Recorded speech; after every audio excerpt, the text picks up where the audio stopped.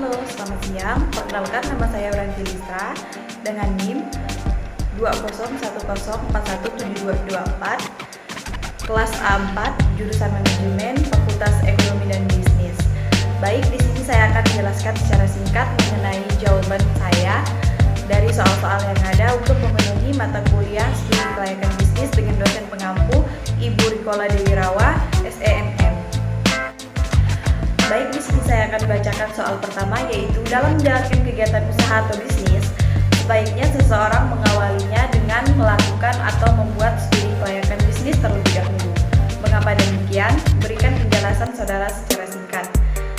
Mengapa seseorang perlu mengawali dan membuat studi kelayakan bisnis terlebih dahulu atau perencanaan terlebih dahulu sebelum menjalankan bisnis atau usahanya? Karena dengan studi kelayakan bisnis dapat membantu seseorang mengurangi atau meminimalisir terjadinya risiko kerugian pada suatu bisnis yang akan dijalankannya, dan juga dapat membantu seseorang untuk mencapai tujuan dan sasaran yang tepat sehingga dapat mengembangkan strategi yang lebih efektif untuk mencapai tujuan. Kemudian tidak hanya itu, studi kelayakan bisnis sangatlah penting terutama dalam merencanakan atau membuat laporan yang lebih tersusun atau terperinci agar bisnis yang dijalankannya nanti dapat sukses. Baik, untuk soal kedua, akhir-akhir ini kita sering mendengar mengenai industri kreatif, baik dari sumber berita, di media cetak, maupun media elektronik, serta media-media lainnya.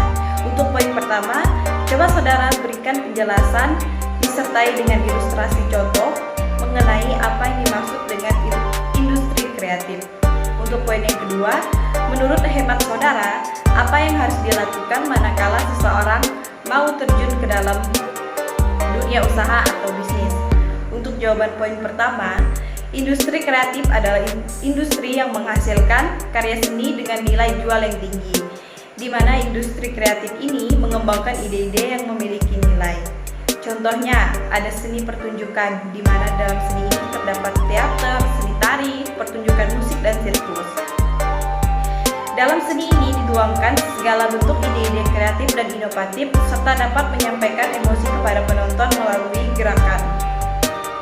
Kemudian untuk poin yang kedua, menurut saya apa yang harus dilakukan oleh seseorang yang akan terjun atau seseorang yang akan membuka sebuah bisnis baru?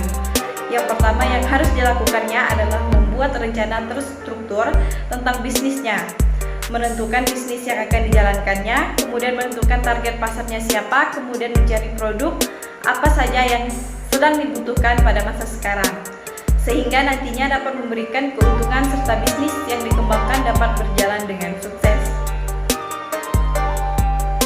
Kemudian untuk soal yang ketiga, yaitu konsep value chain dapat diterapkan dalam pembuatan studi kelayakan dan perencanaan bisnis. Coba saudara berikan penjelasan secara singkat apa yang dimaksud dengan studi value chain.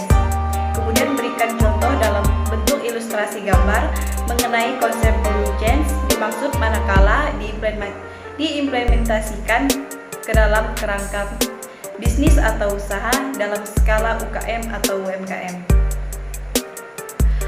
Value chain atau rantai nilai adalah sebuah cara bagi perusahaan untuk mengetahui hal apa saja yang diperlukan oleh perusahaan sehingga menciptakan nilai atau keuntungan bagi perusahaan tersebut, sehingga perusahaan tersebut dapat menghemat anggaran untuk produksi.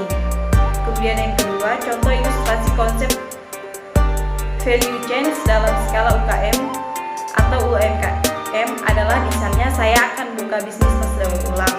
Konsep value chain yang dapat saya perhatikan adalah yang pertama yaitu pemasok bahan baku, di mana nantinya saya akan bekerja sama dengan pemasok bahan daur ulang dan mendapatkan bahan baku daur ulang yang berkualitas. Kemudian yang kedua yaitu produksi. Dalam bagian produksi ini tentunya melibatkan berbagai pekerjaan, di mana nantinya setiap pekerja dibagi sesuai dengan bidang yang ditentukan sehingga dapat menghasilkan produk yang berkualitas. Kemudian ada distribusi. Setelah proses produksi tentunya juga ada proses distribusi, yang mana proses ini adalah cara seseorang menjual produknya ke pasar. Kemudian yang keempat ada pemasaran dan penjualan. Setelah menemukan pasar, kita sebagai pelaku usaha juga pastinya akan mempromosikan barang yang diproduksi agar produk tersebut dapat dikenal oleh target pasar. Untuk melakukan promosi ini, kita dapat menggunakan media sosial dan bekerja sama dengan selebgram untuk membantu kita memperkenalkan produk yang akan kita jual tersebut. Yang kelima ada layanan pelanggan.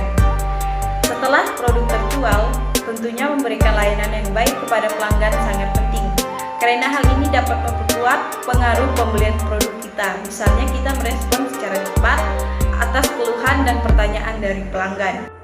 Kemudian untuk soal keempat, dalam membuat studi kelayakan dan perencanaan bisnis sebaiknya diawali dengan melakukan analisis lingkungan bisnis.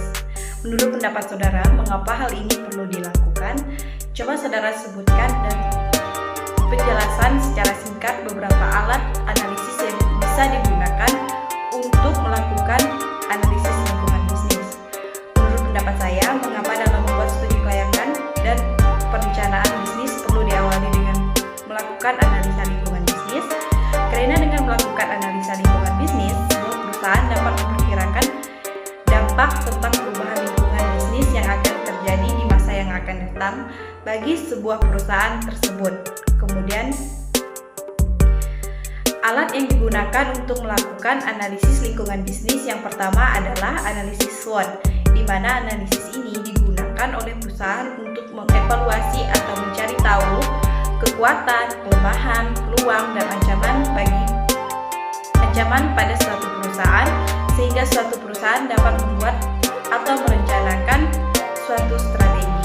Kemudian analisis yang kedua yaitu ada analisis stakeholder, di mana analisis ini digunakan untuk meriset kepentingan dan pengaruh pihak-pihak yang terlibat dalam bisnis seperti pelanggan, pemasok, pemegang saham, pemerintah, dan masyarakat. Untuk soal kelima, istilah kearifan lokal atau dikenal dengan nama One Village, One Product sangat penting untuk dikenal bagi seseorang yang mau merencanakan atau menjalankan suatu bisnis. Coba saudara berikan penjelasan singkat apa yang dimaksud dengan istilah kearifan lokal atau One Village, One Product. Kemudian berikan beberapa contoh yang saudara ketahui dan kenal dengan kearifan lokal atau One Village, One Product tersebut. Kearifan lokal atau One Village, One Product adalah sesuatu yang sudah lama melekat pada diri masyarakat yang menjadi ciri khas dari masyarakat tersebut. Dari sekian banyak suku bangsa yang ada di negara Indonesia ini, tentunya setiap sukunya memiliki ciri khasnya masing-masing, di mana hal ini menggambarkan atau yang membuat suku lain atau bangsa lain mudah mengenali suku tersebut. Salah satu bentuk kearifan lokal yang sampai saat ini masih ada dalam masyarakat yaitu adalah adat istiadat. Kemudian contoh kearifan lokal atau One Village, One Product yang saya ketahui yang pertama adalah adanya gawai Dayak, di mana gawai Dayak ini adalah tradisi dari suku Dayak untuk menunjukkan rasa syukur atas hasil yang didapatkan dari alam kepada Jubata atau Tuhan. Acara gawai Dayak ini dilakukan 1 tahun sekali atau bisa disebut dengan acara tutup tahun bagi suku Dayak. Dari acara gawai Dayak ini, orang-orang sudah mengetahui bahwa acara ini sangat melekat pada suku Dayak, dan ini merupakan salah satu ciri khas dari suku Dayak. Kemudian yang kedua, ada yang dinamakan dengan pasukan merah, di mana pasukan merah ini adalah organisasi yang dibentuk dari berbagai suku Dayak di Kalimantan untuk melestarikan adat budaya Dayak dan menjaga kebudayaan Dayak. Sekian video singkat dari jawaban saya. Jika ada kesalahan kata, saya mohon maaf. Terima kasih.